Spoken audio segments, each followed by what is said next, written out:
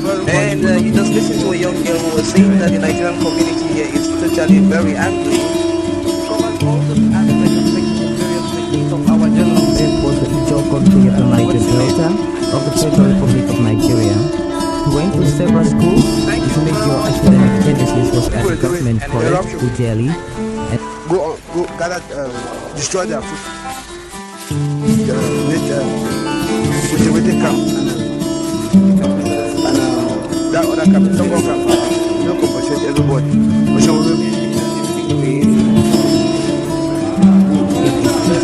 Sometimes. Today I hope that you'll be a style of teaching class of poet and writer.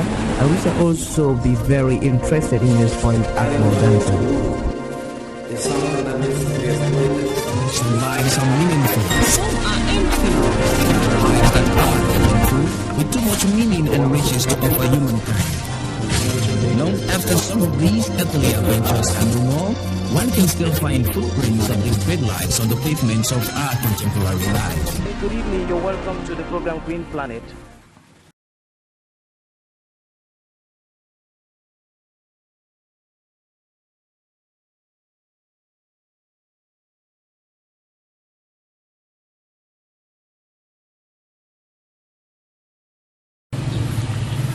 Good day. Thank you very much for talking to people, places, and events, and to the African Center for Community and Development.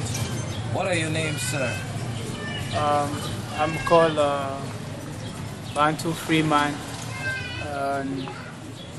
Bantu Freeman was born as Ngwese Kogen Zimbi Donge. Those are my names. And you are an artist in Cameroon. What inspires you, and how come you are into this field?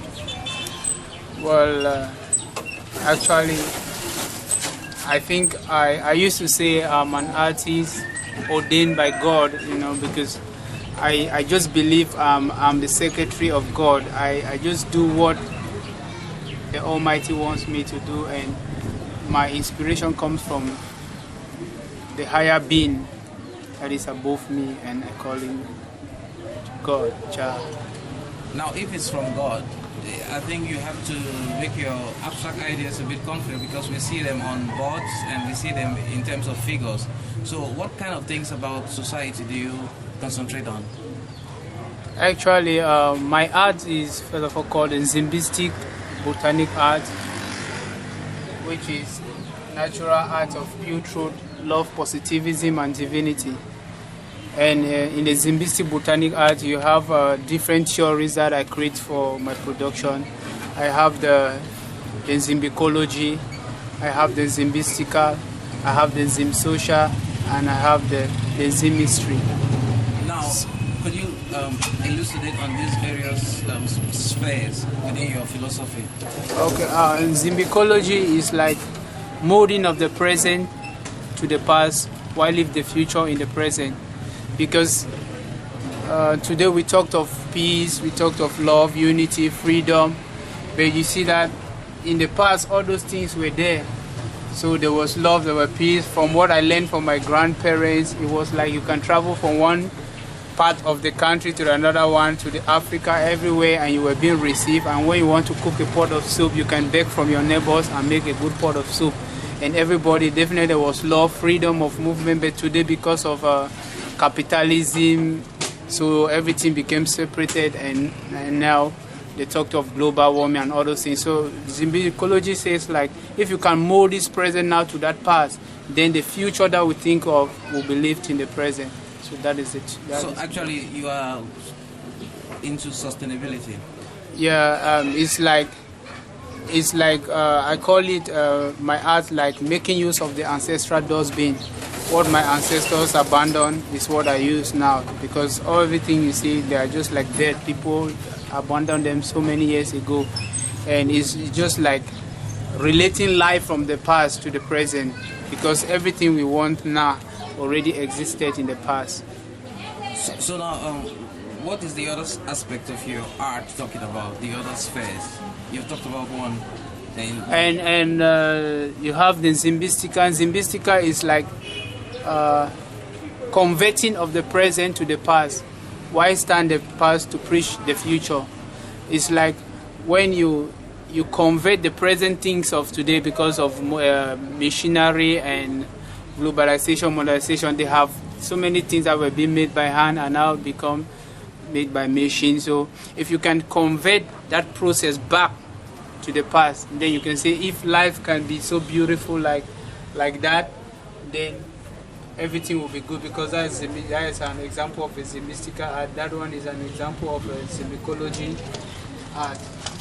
And then you have the Nzimbloka theory is like converting of the present to the past while leave the future in the present. Okay. And then you have the Nzimbsocial. The Nzimbsocial talks about when I came about all these theories, when I was working, people were like saying that, why can't you use paint, like use paint on this to paint green, to paint red, to paint this? I said, no, I am basically using plant material for everything, even my painting, everything. So I said, okay, I came out with that theory like mapping out nature from the artificial world. In other words, associating nature with the artificial world. Like that's the example of a Nzimbsocial art, because it talks about like after all the skyscrapers, the computer, the telephone, and everything. What about if you plant a tree or a nature around this? You see how it looks beautiful. Like for example, planting a tree at the middle of Ontario City, Yaoundé, Washington. After all the skyscrapers and a green tree growing, it looks so beautiful. So to prove to them that no matter what you bring or no matter what the European bring, the natural man remains perfect. And then you have the Nzimbistry. The Nzimbistry is the mystery of God behind the Nzimbistic art. Like the mobile lake that is behind, and like what you see like painting, because the normal man, the layman call it painting, but it is not painting because we don't use anything like paint. It's just like combination of fruits and seeds to give that like foliary, like a jigija bit, like sawdust, all those things to give what you see like painting. And so it's a mystery to just see like you gather fruit and seed and it becomes like a painting. So that is. What do you think about the politics of Africa today in terms of like a lot of wars and famine and hunger?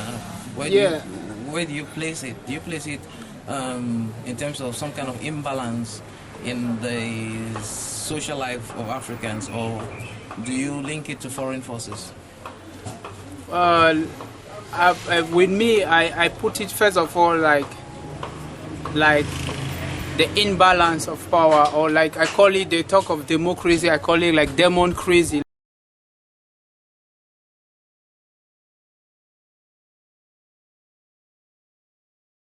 This one talks about the picture of our nightmare, because the nightmare that we live today, like Africa and Cameroon in particular, is like, if you see in Cameroon and in Africa and Cameroon in particular, you have people like this, people who are sick, some are dying, some are praying that, oh God, help us. While one day things will change. They say, God, can you help us? And they pray. And then in these same people, there are 80% of them. Then you have the 20% people who are like elegant, they dress on coats and tie, they look good. And they say now to the World Bank, to the Europeans, to the Americans, that see my people, they suffer from unemployment, HIV, cholera, poverty, and so on and so forth. So when they complain now, the World Bank or the American fund, they send money, and when the money comes, it gets into private account, and same money now flee back to where it's coming from on private account, and these same people, their children flee whenever and however they want to fly. And who can be these people? They can be president, they can be the minister, they can be the director, coordinators of NGOs, and these same people, how do they live their life? They live like on good houses and ride on nice car. So you are saying that you are amongst the 99% of the world. That is unfortunate. For sure. That is unfortunate because of the system that is being placed upon us, but it's not that we don't have the potential, but just because we live on a system, and these people now is just like the picture of our nightmare because they have refused to disappear. What do you think of the African woman? Well, the African woman is called the sweet mother, you know, in spite of the fact that she is in waiting of another baby, she still cares of those that are grown up, because some women today, they give birth and they abandon, some even abort the child before birth too, but she still cares of the grown up children and she still cares about the unborn child. So she's not only a mother but a sweet mother. This is talking about the story is like you need a friend, and life we make life from the friends or the people you meet. The way you make your life, so shall you live, like the Englishman says. As you make your best, so shall you lie on it. So it talks about like the African thinker. If you look at her position, she's thinking, and you see she's inside the web. And you know, when a web catches a fly, automatically the fly belongs to the spider that owns the web. So she's being held captive by her thought. And what does she think about? She thinks about the husband, the people, the children, war, violence, manipulation, corruption, embezzlement. So if you see this web represent her thought, like the husband, the children, war, violence, and so she's being held captive by her thought. And here you have the hero, the thought of the hero. So the hero, every hero in the world must have had a time like this to sit and think. And what is different between the hero and an African thinker is that the hero thinks and he wakes up and fight. And what does he fight about? Fight against corruption, manipulation, freedom, you know, all those things that held the African thinkers captive. And the hero does not do it alone. He says you need a friend.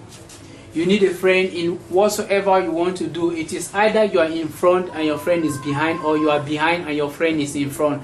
And you come from what part of Cameroon? I come from Kupe Maningoba division.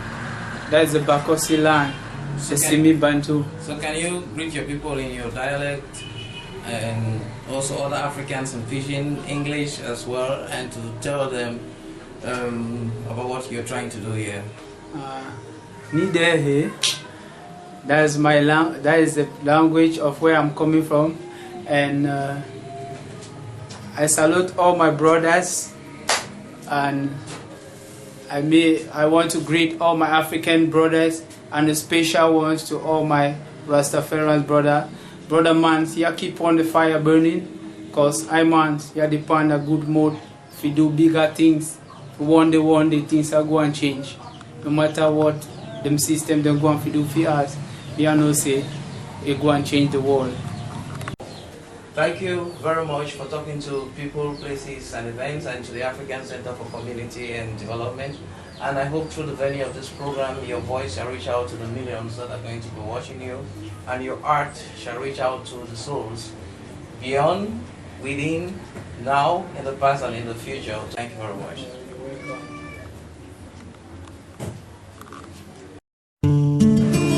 Thank you very much. And you just listened to a young girl who was saying that the Nigerian community here is totally very angry. Covers all the aspects of various techniques of our journal. This was the Ijo country of the Niger Delta of the Federal Republic of Nigeria. He went to several schools. His major academic genesis was at the government college, Ujeli. Go gather, destroy their food. Cultivating camp. That other camp, don't go camp. Don't compensate everybody.